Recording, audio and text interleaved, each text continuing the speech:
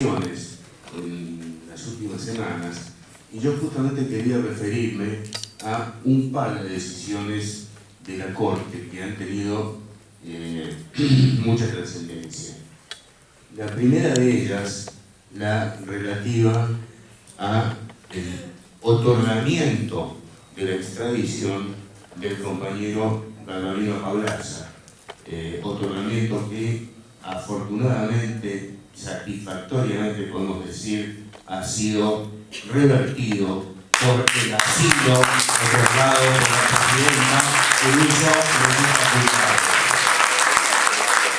Pero no ha terminado ahí la cuestión, porque la prensa, esto de lo que nos hablaba Héctor hace unos minutos, ha emprendido una campaña mintiendo, diciendo toda clase de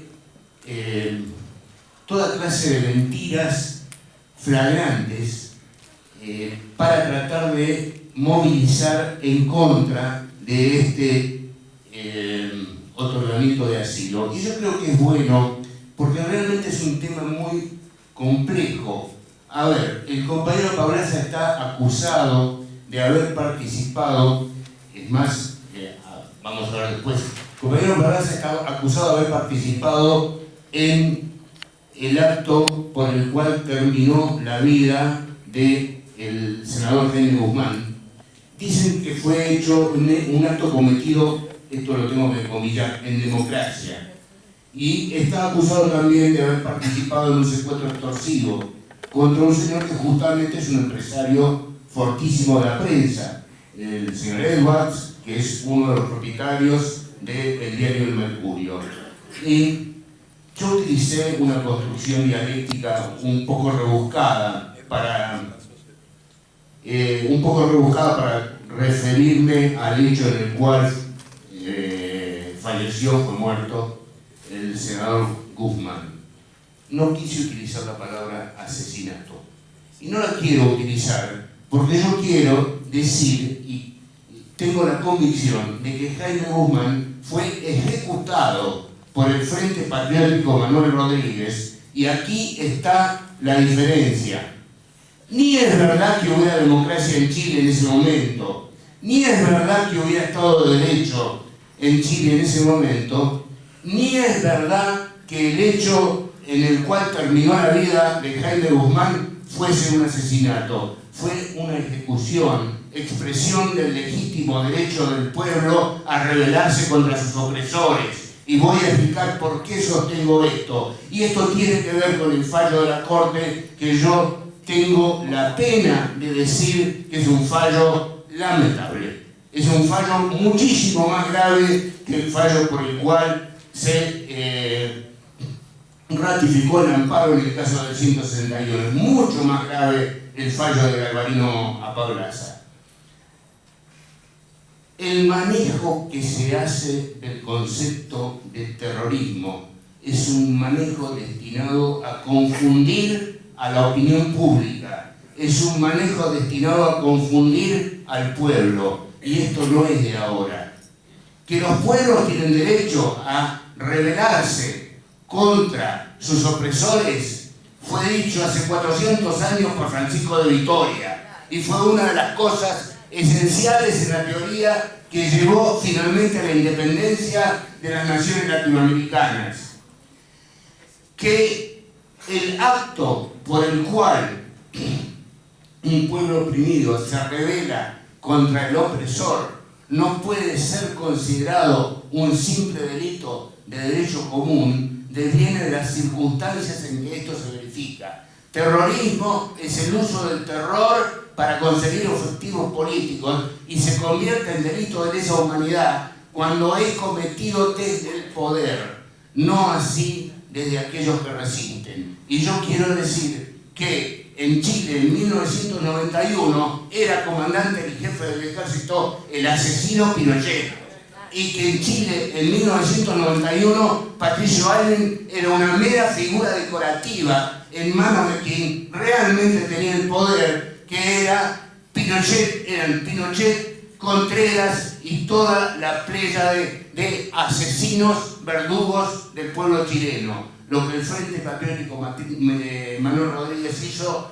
fue un acto para ayudar a la consolidación de la democracia en Chile, con sus métodos. No voy a entrar a hablar de los métodos, pero claramente esto no es un hecho delictivo que pueda enfocarse desde el derecho penal común. El derecho penal está para otra cosa. Es una barbaridad que la Corte haya utilizado la teoría de las estructuras de poder para justificar la injustificable otorgamiento de la extradición.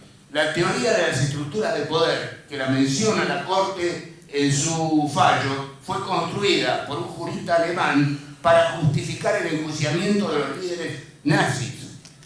La teoría de las estructuras de poder permite el enjuiciamiento de los que están en posiciones de poder y utilizan ilegalmente el aparato del Estado para reprimir, secuestrar y matar. El Frente Patriótico Manuel Rodríguez no estaba en el poder, era justamente la situación contraria, y haber utilizado esa teoría falsamente no solo es un error jurídico, sino que es un acto de contenido político realmente muy grave. El único jurista de la Corte que no firmó ese fallo, cosa que lo enaltece, fue Raúl Zaffaroni, y realmente a mí me parece que esto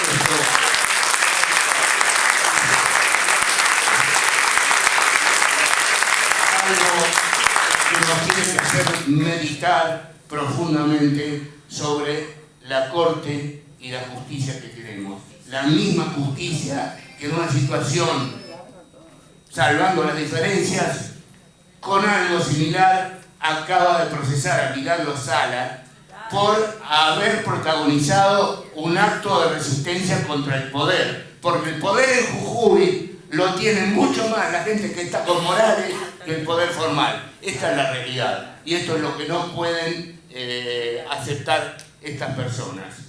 Y yo quiero seguir con el tema de la Corte, porque me quiero referir al otro fallo, el fallo por el cual se ratificó la vigencia de la medida cautelar respecto al artículo 161 de la Ley de Medios.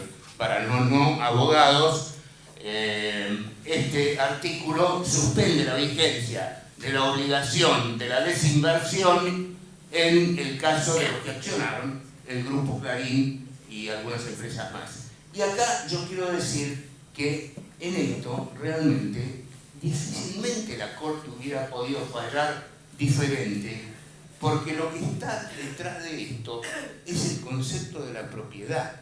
Y el concepto de la propiedad tiene una construcción constitucional en la Argentina que realmente se conserva en pocos países del mundo, tal como lo decía la compañera Gracia. Yo quiero recordar que este país fue uno de los primeros que tuvo en su constitución la función social de la propiedad, con la Constitución de 1949, artículo 38 y artículo 40.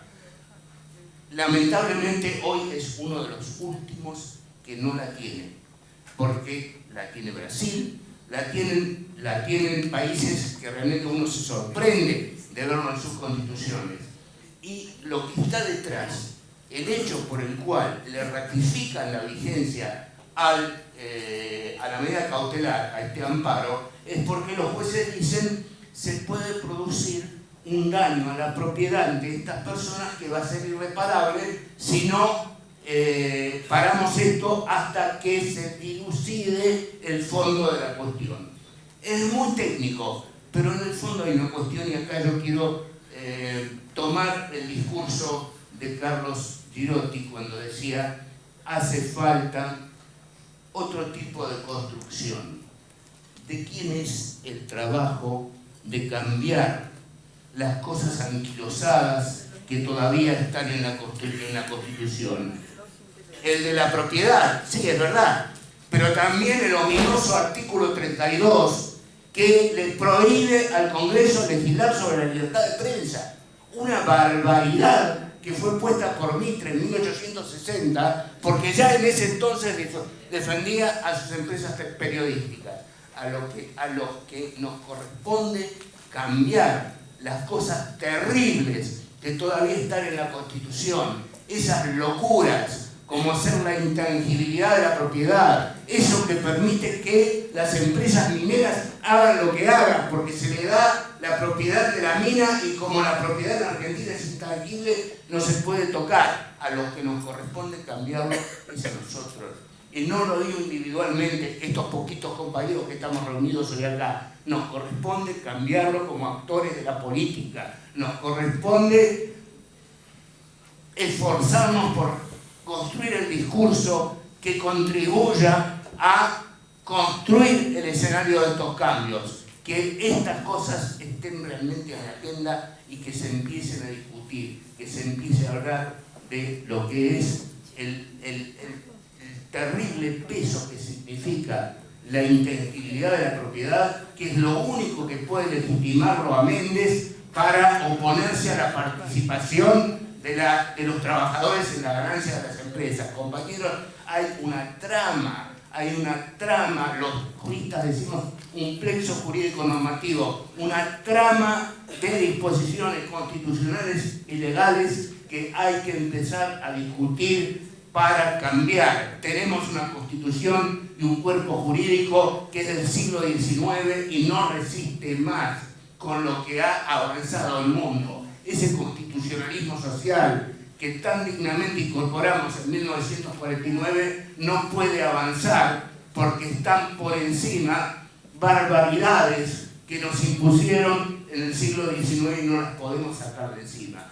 Entonces, compañeros, yo quiero decir, para cerrar, para terminar, expresar mi profunda preocupación por el retroceso en materia de derechos humanos que ha significado el fallo Galvarino-Pablaza, mi indignación por el uso malintencionado y el engaño que muchísimos comunicadores sociales están tratando de inculcar en la sociedad y mi convocatoria a esforzarnos lo más posible para tratar de poner en la agenda política temas que tienen que cambiar en nuestra legislación y en nuestra Constitución. Gracias.